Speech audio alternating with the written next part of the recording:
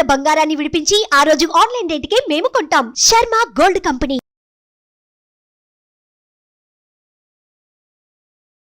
నమస్తే, welcome to Suman TV. నేను మీ యామిని. ప్రస్తుతం మనతో ఉన్నారు ప్రముఖ ఆధ్యాత్మికవేత్త గురుస్వామి బ్రహ్మశ్రీ రాజన్ నంబూద్రి గారు ఉన్నారు. గురుగారితో మాట్లాడి మనకున్న సందేహాన్ని అడిగి తెలుసుకుందాం. నమస్కారం గురుగారు. నమస్కారం అమ్మా. గురుగారు, అసలు మే నెలలో సింహరాశి వారికి ఏ విధంగా ఉంటుంది, అలానే వీళ్ళు ఎలాంటి ఆలయ దర్శనం చేస్తే మంచిదండి? శ్రీ మహాగణపతి దేవతోభ్య నమః. చూసే వీక్షకులందరికీ నమస్కారం. అందరికీ మంచి జరగాలి. సింహరాశి వారికి రాజకీయ నాయకులకు మంచి అవకాశం ఉండదు. ఇప్పుడు జరిగేవంటి ఎలక్షన్స్లో చాలా అద్భుతమైనటువంటి మెజార్టీతో గెలిచే ఒక అవకాశం కనబడుతుంది. వాళ్ళు ఏ ఫీల్డ్ ఏ ఒక్క పార్టీలోనూ ఉండనివ్వండి, ఏ పార్టీలోనూ ఉండనివ్వండి, ఆ పార్టీ వాళ్ళకి మంచి మెజార్టీతో గెలిచేవంటి అవకాశం కనపడుతుంది. భయపడే విషయం లేదు. మీరు పెట్టిన పెట్టుబడికి రెట్టింపు రావటం జరుగుతుంది. అయితే ఇక్కడ చిన్న ఒకటి దాన విషయంలో కానీ పూజ విషయంలో కానీ ఇంట్రెస్ట్ పెట్టకపోవడం అనేది జరుగుతుంటుంది. ఇంట్రెస్ట్ పెట్టకపోవడం ఎందుకు జరుగుతుందంటే, ఎప్పుడైతే కూడా దృష్టి అంతా కూడాను రాజకీయం పైన ఉండటం, మరి వేరే వ్యాపారం పైన ఉండటం, ఇంకా వేరే దీనిపైన ఉండటం వల్ల జరుగుతుంది. అంటే ఈ రాశి ఉన్న వాళ్ళంతా కూడా ఎక్కువ శాతము రియల్ ఎస్టేట్ రంగంలో, పాలిటిక్స్లో ఉండటం అనేది జరుగుతుంటుంది. అదే విధానంగా మనకు సినీ తారలు కావచ్చు, మరి ఇంకా ఇతర రంగంలో ఉన్నవాళ్ళు చాలా తక్కువ పర్సెంట్ కనపడుతూ ఉంటుందన్నమాట. ఎందుకంటే ఈ సింహరాశిలో ఉన్న వాళ్ళు ఏంటంటే రూలింగ్ చేయాలని బాగా ఇష్టపడతారు. ఏం చేయాలని? రూలింగ్, కమాండింగ్ చేయాలని బాగా ఇష్టపడతారు. మంచిగా వెనలాంటి మనసు అండి వాళ్ళకి. ఇప్పుడు కూడా ఒక్కడి ద్రోహం చేయాలన్న ఆలోచన వాళ్ళకి రాదు. సింహరాశికి ఉన్నవంటే గుణమే రజగుణమే అది. వాళ్ళను వెన్నబడి పొడిచే వాళ్ళు చాలామంది తిరుగుతుంటారు, అది వేరే విషయం అనుకోండి. పోతే ఇంకా బాగా గట్టిగా సింహరాశిలో ఉన్నవంటి యువకులకు యువతులకు కూడా వివాహం పరంగా నిశ్చితార్థం అవ్వడానికి అవకాశం ఉంటుంది. మంచిగా సంబంధాలు చూసుకోవచ్చు. మెడికల్ రంగంలో ఉన్న వాళ్ళకి కూడా మంచిగా అవకాశం కూడా ఉంటుంది. అదేవిధంగా వ్యవసాయ రంగానికి చూసుకుంటే అప్పటికి కూడాను పాడి పంట ఏదైతే ఉందో అది కూడా మంచి లాభదాయకంగా రావడానికి అవకాశం ఉంటుంది. అలానే ఇప్పుడు ప్రైవేట్ ఉద్యోగస్తులు కానీ గవర్నమెంట్ రంగానికి సంబంధించి ఏ విధంగా ఉంటుందండి? ఇప్పుడు కొద్దిగా ప్రభుత్వం మారింది అనుకోండి, ఎలక్షన్స్ తర్వాత వీళ్ళకి మంచి ఒక గవర్నమెంట్ జాబ్స్ రావడానికి ఆస్కారం ఉంటుంది.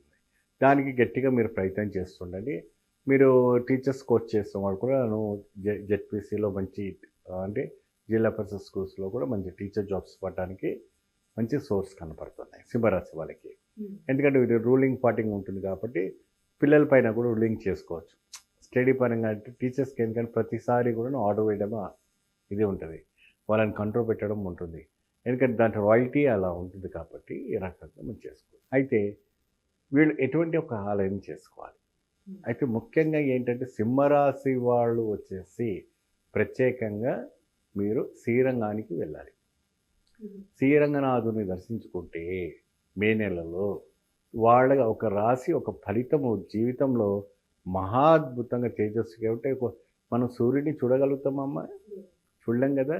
అటువంటి ఒక యోగం వీళ్ళకి పడుతుంది. అటువంటి ఒక మహాశక్తి ఒక పట్టబోతుంది. ఎలా పట్టబోతుందంటే ఒక శ్రీరంగం వెళ్ళి అక్కడ ఉన్నటువంటి బీవి నాంజారం మనం దర్శనం చేసుకొని అక్కడ విశేషమైనటువంటి కమలాలతో ఆ విశేషమైనటువంటి వడపాయసంతో స్వామివారికి నివేదన పెట్టి స్వామికి ఆరాధన చేస్తే అక్కడ మంచి చక్కెర పొంగల్ పెడతారమ్మా. బ్రహ్మాండంగా మీరు గుడి తిరిగి వచ్చారు. అక్కడ ఏంటంటే శ్రీరంగ పట్టణం అంటారు. గుడి లోపలనే పట్టణం ఉంటుంది, పట్టణంలో గుడి ఉండదు.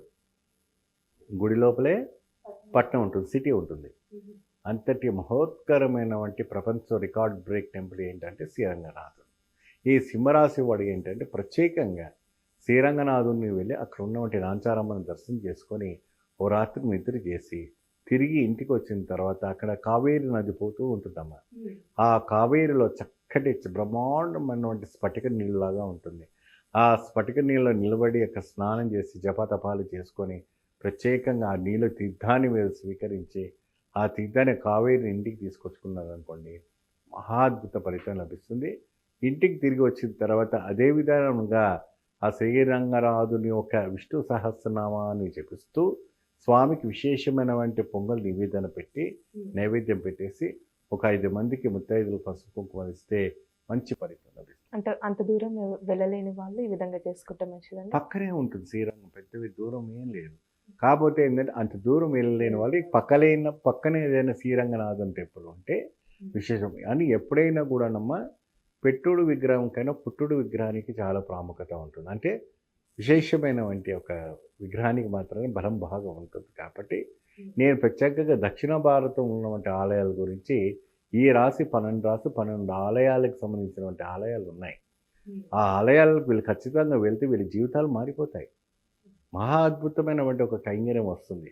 కోట్లు పెట్టే అవసరం లేదు, లక్షలు పెట్టే అవసరం లేదు. వెళ్ళి ఆలయం వెళ్ళి దర్శనం చేసుకొని చక్కగా ఇంటికి వచ్చి పరిహారం చేసుకొని హ్యాపీగా డీల్ అయిపోవచ్చు.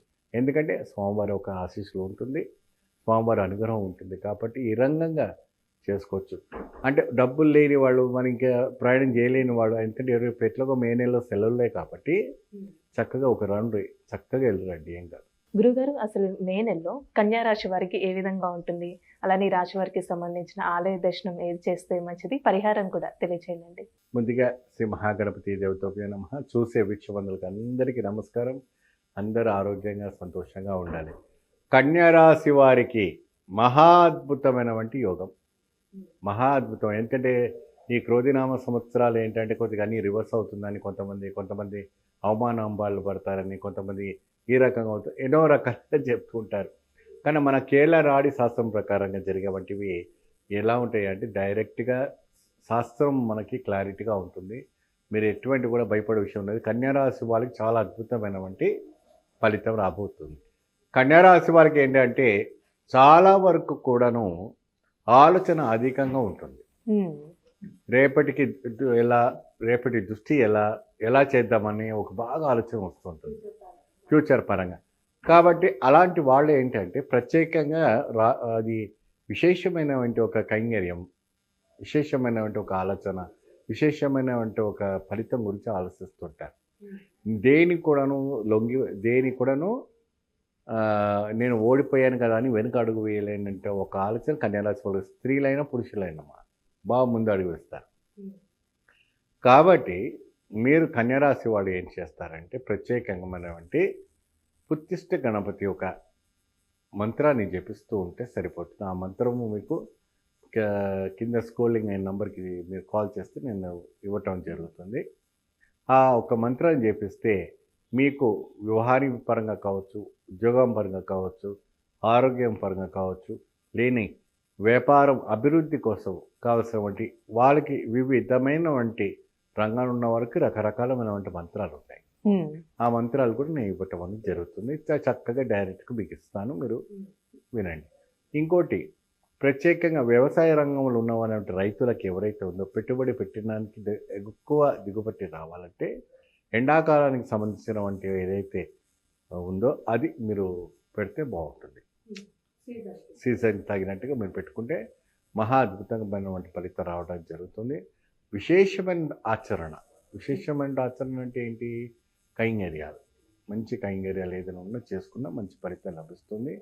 ముఖ్యంగా మీరు మంగళవారం రోజున, ఈ మే నెలలో వచ్చేటువంటి మంగళవారం రావుకాలంలో నిమ్మకాయ దీపారాధన చేసుకోండి. నిమ్మకాయ దీపారాధన చేసుకోండి.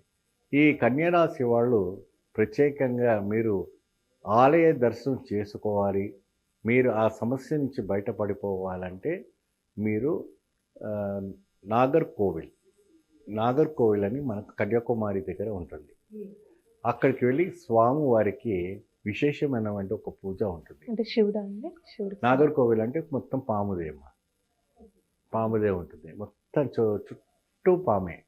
అక్కడ ఈ వీళ్ళకి విశేషమైనటువంటి దోషాలు ఏదైనా ఉన్నా, కాలదోషం అన్నీ ఏ దోషాలు ఉన్నా కూడా సకాలం తొలగిపోయి అక్కడ కూడా రావుకాల దీపారాధన చేసుకుని వస్తే చాలా విశేషము. ఆ నాగర్కోవిల్ టెంపుల్కి వెళ్ళి తిరిగి వచ్చిన తర్వాత కన్యారాశి వాళ్ళు విశేషంగా ఇక్కడ వెండి నాగపడిగ చేసి, ఇక్కడ రేణుకా ఎల్లమ్మ అని చెప్తుంటారు మన తెలంగాణలో, ఆ అమ్మవారి కానీ, లేదంటే బల్కంపేట ఎల్లమ్మ దేవాలయం ఉంటుంది, ఆ దేవాలయంలో వెళ్ళి అక్కడ పుట్టలో అది వేయటం ఆచారం చేసుకోవాలి. లేదా మీకు తెలిసినటువంటి పుట్ట ఎక్కడ ఉందనుకుంటే ఆ పుట్టలో వేసి పసుపు కుంకుమ బయట వేసి పాలు కానీ ఇంకేదైనా ఉంటే పదార్థం ఆ పుట్టలో పోసి మీరు అన్నం కట్టుకోండి. చాలా చక్కగా ఈ కన్యరాశి వారికి అన్ని విశేషాలకు మంచి ఫలితాలు లభిస్తాయి. ఎప్పుడైతే కూడా ఈ రకమైనటువంటి ఒక పరిహారం చేసుకున్న తర్వాత ఏమ్మా మీకు ఆరోగ్యపరంగా కొద్దిగా నీరసంగా ఉంటుంది. పరిహారం చేసుకున్న తర్వాత కొద్దిగా నీరసంగా ఉంటుంది. ఆ నీరసాన్ని తొలగించడం కొబ్బరి నీళ్ళు, బొబ్బరి నీళ్ళు అలాంటివి తాగితే సరిపోతుంది.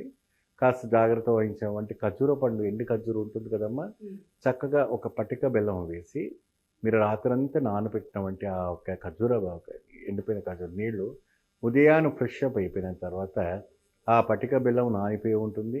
అందులో ఖర్జూర పండు కూడా మెత్తగా ఉండి ఆ నీళ్ళు జిగురు ఉంటుంది కాబట్టి అది తాగిన తర్వాత మీకు ఆరోగ్యం సహకరిస్తుంది. ఆ తర్వాత 11-12 మధ్యలో చక్కటి మీరు ఎర్రటి ఒక కొబ్బరి బొండ తీసి మంచిగా తాగారంటే ఆ ఒక నీరసంగా ఏడుపు ఆరోగ్యంకు బాగా కుదురుపడుతుంది.